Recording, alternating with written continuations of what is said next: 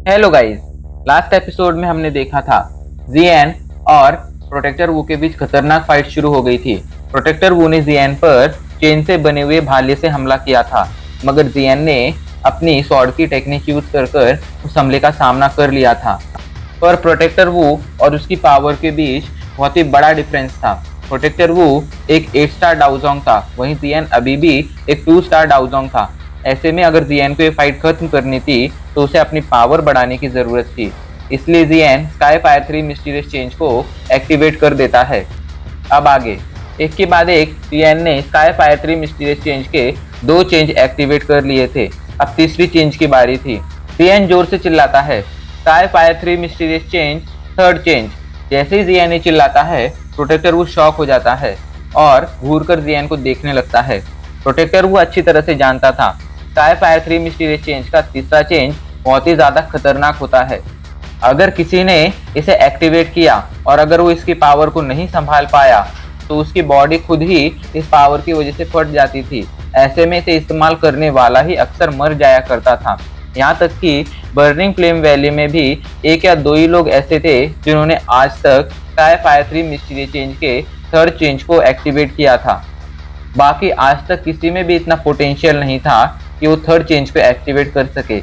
जियन को देखकर प्रोटेक्टर वो खुश होने लगता है। उसे पूरा भरोसा था जियन स्काई फायर 3 मिस्टीरियस चेंज के थर्ड चेंज की पावर नहीं संभाल पाएगा और मारा जाएगा, मगर जियन को खुद पर पूरा भरोसा था।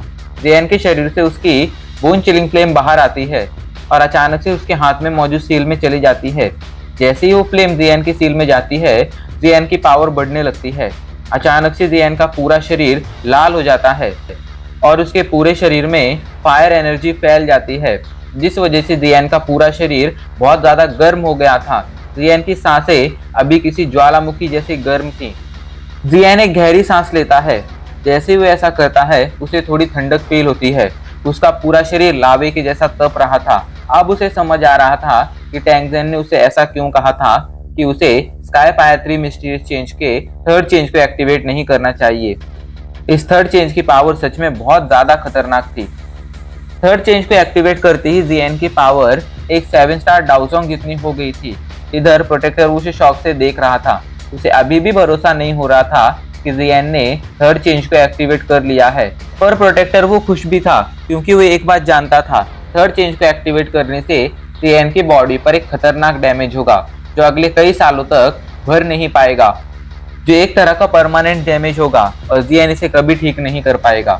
मगर वो एक बात से अनजान था कि मास्टर ने जियन को इसके लिए पहले ही तैयार कर दिया था।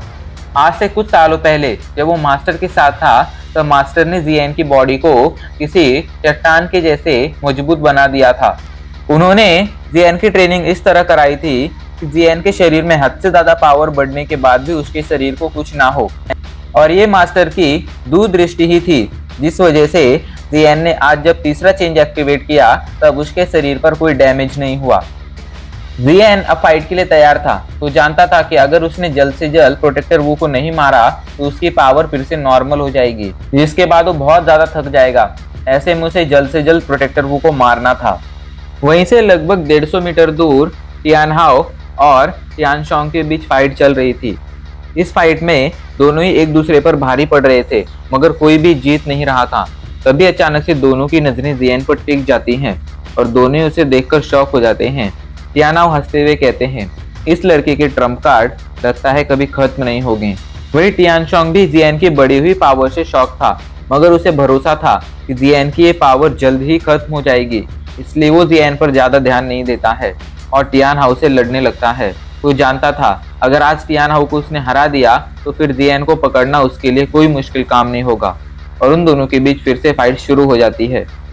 इधर जियन तेजी से जाकर प्रोटेक्टर वू के सामने खड़ा हो जाता है और उसे घूरते हुए कहता है, ओल्ड मैन, आज मैं तुम्हारी जान लेकर ही रहूंगा, आज तुम्हें मरना होगा।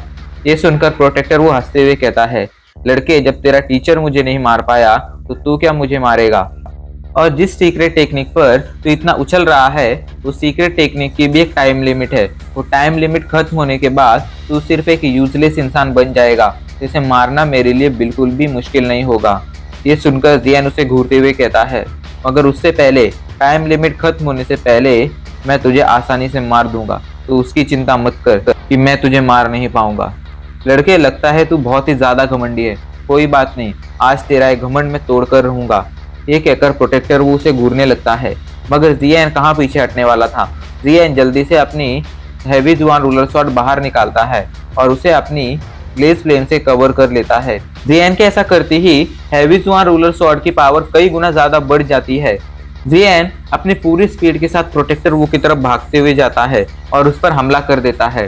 प्रोटेक्टर वू को लगाता वो आसानी से इस हमले से बच जाएगा, मगर जैसे ही ये हमला उसके पास पहुंचता है उसे पता चलता है कि ये उसकी कितनी बड़ी गलतफहमी थी। प्रोटेक्टर वो अपनी पूरी पावर लगाता है और बड़ी मुश्किल से जियान के हमले से बच पाता है। वो मन ही मन बड़बड़ाता है, इस लड़की की स्पीड तो मुझसे भी ज्यादा तेज हो गई है। अब मुझे कुछ ना कुछ करना होगा, वरना ये लड़का आज मुझे मार देगा। प्रोटेक्टर वो को जियान से डर लगने लगा था, मगर उसके पास अभी भी कुछ ट्रम्प कार्ड बाकी थे। प्रोटेक्टर वो जियान पर कई सारी चेन से अटैक कर देता है, जिनमें आत्माओं की शक्ति भी थी। चेन तेजी से जियान की तरफ बढ़ रही थी, मगर जियान इससे बिल्कुल भी नहीं डरता है। वो अपने हैवी जुआन रूलर स्वॉर्ड से इस हमले को नाकाम कर देता है। प्रोटेक्टर वो मन ही मन बड़बड़ाते हुए कहता है, लगता है अब मुझे वो करना ही होगा, वरना मैं इसे कभी नहीं हरा पाऊंगा। वो समझ गया था जियान को हराना उसके लिए बिल्कुल भी आसान नहीं होगा। यही सोच प्रोटेक्टर वो अपने पास रखी हुई आत्माओं को बाहर निकालता है और उन सभी आत्माओं को इकट्ठा कर कर उनकी पावर को अपनी चेन में डाल देता है। उसके ऐसा करते ही उसकी चेन्स के सिरे पर कई सारी खोपड़ियां आ जाती हैं, जिनके अंदर से खतरनाक डार्क ऑरा निकल रहा था। प्रोटेक्टर वो एक एक कर उन सभी चेन को आपस में जोड़ने लगता है और कुछ ही पलों में वो उन सभी चेन को जोड़कर एक बड़ा पाइथन बना लेता है। ये बड़ा सा सांप बहुत ही ज्यादा खतरनाक था, जिसके अंदर से एक पावरफुल ऑरा निकल रहा था। प्रोटेक्टर वो जियान को घूरते हुए कहता है, लड़के, आज तू मेरे डार्क सोल पाइथन से नहीं बच पाएगा। ये कहकर प्रोटेक्टर वो इशारा करता है। उसके इशारा करते ही पाइथन तेजी से जियान की तरफ बढ़ने लगता है। पाइथन को अपनी तरफ बढ़ता देख जियान सोच में पड़ जाता है कि अब उसे क्या करना चाहिए। तभी उसे कुछ याद आता है और जियान अब लड़ने के लिए तैयार हो जाता है। जियान जल्दी से फ्लेम स्प्लिटिंग सुनामी से उस पाइथन पर अटैक कर देता है। जियान का हमला सीधा जाकर उस पाइथन से टकराता है, जिससे पाइथन कुछ कदम पीछे तो चला जाता है, मगर जियान के हमले से उसे कुछ खास नुकसान नहीं होता है। ये देख जियान जल्दी से 6 जॉइंट फ्लेम टेक्निक का यूज करता है। अचानक से उसके चारों तरफ कई सारी शॉट्स दिखने लगती हैं। जियान उन सभी शॉट से उस पाइथन पर हमला कर देता है। उसका हमला लगते ही पाइथन की पावर थोड़ी सी कम होती है, मगर फिर से उसे कुछ खास नुकसान नहीं होता है। ये देखकर प्रोटेक्टर वो हंसने लगता है और कहता है, लड़के, इस पाइथन को बनाने में मैंने अपनी लगभग सारी आत्माएं लगा दी हैं।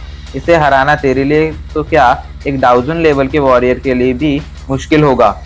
ये कहकर वो फिर से पाइथन को इशारा करता है। उसका इशारा मिलते ही पाइथन और तेजी से जियान की तरफ बढ़ने लगता है। ये देखकर जियान भी तेजी से पाइथन की तरफ जाता है और उसके पास पहुंचकर उसके चारों तरफ एक पावरफुल फ्लेम की दीवार बना देता है। जियान ने अपनी ग्लेज फ्लेम से दीवार बनाई थी। पाइथन इस दीवार को पार कर जाता है, मगर दीवार को पार करने से वो काफी ज्यादा डैमेज हो जाता है और उसकी पावर काफी ज्यादा कम हो गई थी, मगर वो अभी तक पूरी तरह से खत्म नहीं हुआ था। वो अभी भी तेजी से जियान की तरफ बढ़ रहा था। ये देख जियान समझ जाता है कि वो इस तरह तो पाइथन को नहीं हरा पाएगा। यही सोच जियान जल्दी से हैवी जुआन रूलर स्वॉर्ड को अपनी स्पेस्टो रिंग के अंदर रखता है, जिसके बाद वो अपने दोनों हाथों पर 2 अलग अलग सील फॉर्म करता है और कुछ ही पलों बाद जोर से चीखता है, ओपन माउंटेन सील। उसके ऐसा चीखते ही उसके एक हाथ से एक पावरफुल सील निकलती है, जो पाइथन से टकराती है और पाइथन को बहुत ही बुरी तरह से घायल कर देती है। मगर जियान का हमला अभी खत्म नहीं हुआ था। जियान जोर से चिल्लाता है, सी फ्लिपिंग सील। जैसे ही वैसा चिल्लाता है, उसके दूसरे हाथ से भी एक पावरफुल सील निकलती है, जो सीधा जाकर पाइथन से टकराती है और पाइथन को बुरी तरह से घायल कर देती है। पाइथन के लगभग उस सील ने टुकड़े टुकड़े कर दिए थे और अब पाइथन नहीं बचा था। उस पाइथन के अंदर की सारी शक्तियां अब खत्म हो गई थी, जिस कारण पाइथन जो कुछ देर पहले हवा में उड़ रहा था, अब सीधा जाकर जमीन पर धड़ाम से गिर जाता है। अपने डार्क सोल पाइथन को मरता देख प्रोटेक्टर वो शॉक हो जाता है। उसे भरोसा नहीं हो रहा था कि जियान ने सच में ऐसा कुछ कर दिखाया है, पर अभी तक जियान के हमले खत्म नहीं हुए थे। अचानक से जियान प्रोटेक्टर वो के पास पहुंच जाता है और अपने हाथ आगे करता है। उसके हाथों पर एक फायर लोटस था। जियान जोर से चीखता है, ये हमला मेरे टीचर के लिए है। तुमने मेरे टीचर के साथ जो भी किया है उस सभी का अंजाम आज तुम्हें भुगतना पड़ेगा। और ये कहकर जियन अपने फायर लोटस से प्रोटेक्टर वू पर हमला कर देता है। फायर लोटस एक जोरदार धमाके के साथ प्रोटेक्टर वू से जाकर टकरा जाता है और चारों तरफ पावरफुल फायर वेव्स फैल जाती हैं। वेव्स इतनी ज्यादा पावरफुल थी कि जैसे ही वो वेव्स जाकर टियांशी से टकराती हैं, टियांशी को भी घायल कर देती है। आइस रिवर वैली के सभी एल्डर्स उन वेव को फील कर पीछे हटने लगते हैं। सभी को उन वेव से डर लग रहा था। इधर नीचे खड़े लोगों में से किसी को भी यकीन नहीं हो रहा था कि जियन ने हॉल ऑफ सोल के एक प्रोटेक्टर को हरा दिया है, क्योंकि ऐसा करना लगभग नामुमकिन था, खास करके जियन के लिए जो अभी बस एक 2 स्टार डाउजोंग था। आइस रिवर वैली के सभी लोग जियन को घूर रहे थे। तभी टियांशे उन सभी को देखता है और कुछ इशारा करता है। सभी लोग उसका इशारा समझ रहे थे। आइस रिवर वैली के सभी लोग जियन को मारना चाहते थे, क्योंकि आज उसकी पावर ने उन सभी को चौंका दिया था। सभी समझ रहे थे कि अगर आज जियन जिंदा बच गया तो भविष्य में आगे चलकर वो आइस रिवर वैली के लिए एक बड़ी मुसीबत खड़ी जरूर करेगा और उनके आइस रिवर वैली को तबाह कर देगा। ये लड़का मुझे हमेशा चौंका देता है। टियान हाओ जो दूर से इस फाइट को देख रहे थे वो भी थोड़ा शॉक थे। इधर ये क्लैन के लोग भी इस फाइट से शॉक थे। येजोंग हंसते हुए कहते हैं, अब मुझे समझ आ रहा है जिनलिन को इस लड़के पर इतना ज्यादा भरोसा क्यों है। ये लड़का तो सच में कमाल का है। सभी लोग बातें तो जियन के बारे में ही कर रहे थे, मगर आसमान में किसी को भी जियन दिखाई नहीं पड़ रहा था, क्योंकि जियन के हमला टकराते ही चारों तरफ एक पावरफुल एनर्जी फैल गई थी जो अभी तक गायब नहीं हुई थी। धीरे धीरे वो एनर्जी गायब होने लगती है और सभी के सामने एक लड़का आता है जो बिल्कुल भी घायल नहीं था। उसके शरीर से अभी भी पावरफुल ऑरा निकल रहा था। ये कोई और नहीं बल्कि जियन था। हमले ने उसका कुछ नहीं बिगाड़ा था। तभी और एनर्जी गायब हो जाती है और वहां पर सभी को प्रोटेक्टर वू दिखाई पड़ता है जो ब्लैक फॉग से कवर्ड नहीं था। जियन के हमले ने उसका सारा ब्लैक फॉग खत्म कर दिया था और अभी के लिए सभी को उसकी बॉडी दिख रही थी। मगर सभी लोग ये देखकर शॉक हो गए थे कि ये कोई बॉडी नहीं थी, बल्कि ये तो एक आत्मा ही थी, मतलब कि एक स्पिरिचुअल बॉडी थी। प्रोटेक्टर वो कोई इंसान नहीं था, वो भी एक तरह की स्पिरिचुअल बॉडी ही थी। ये देखकर सभी लोग चौंक गए थे। किसी को भरोसा नहीं हो रहा था कि हॉल ऑफ सोल आत्माओं को पकड़ने के लिए आत्माओं का ही इस्तेमाल करता है। इधर जियन ने हॉल ऑफ सोल का एक बड़ा सीक्रेट आज रिवील कर दिया था। इससे प्रोटेक्टर वो को गुस्सा तो आ रहा था, मगर वो जानता था कि अगर वो आज यहाँ से नहीं भागा तो वो मारा जाएगा, इसलिए वो वहां से भागने लगता है।